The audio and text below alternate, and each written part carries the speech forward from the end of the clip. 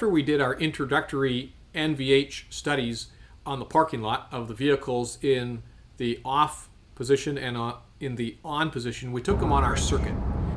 So we took the Tesla and the BMW down a rough section of Highway M6. And that section was rather rough.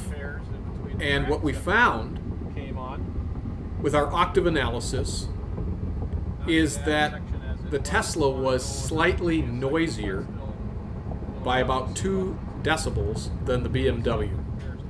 And all frequency ranges were comparable between the two vehicles, but overall the Tesla had a louder noise detected by our left microphone by about 2 dB.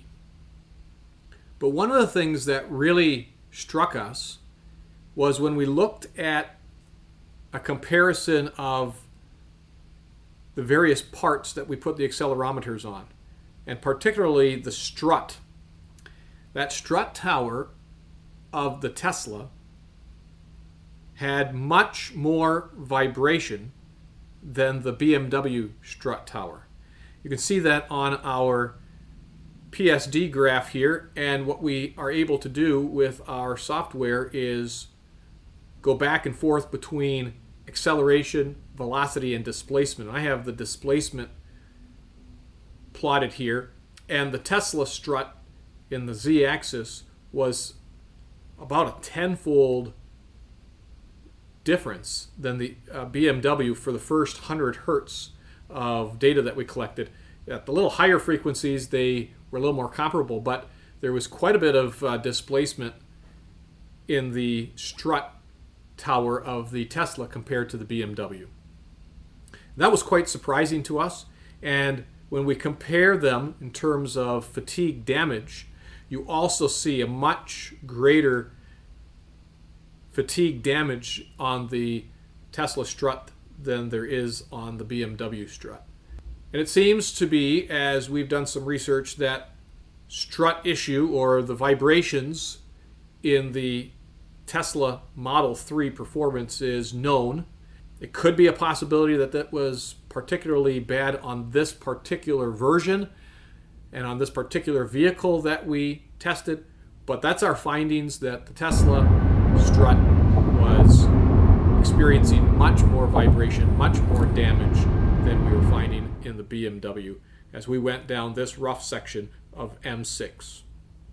Another section of the M6 highway that we tested was a smooth portion of the highway, and the findings there were also quite interesting. Using our octave analysis, looking at the left microphone, it's clear that the Tesla still has more noise than the BMW. And in fact, it has a greater difference between it and the BMW than it did on the rough surface. Here we have almost a 4 decibel differential between the Tesla and the BMW. 70 dB and 66, almost 67 dB on the BMW. And that's a greater difference than there was on the rough section. In both cases, the Tesla was noisier than the BMW. And as I drove down the road, I could sense that. You just could hear the vibrations of the road. You could hear the wind noise.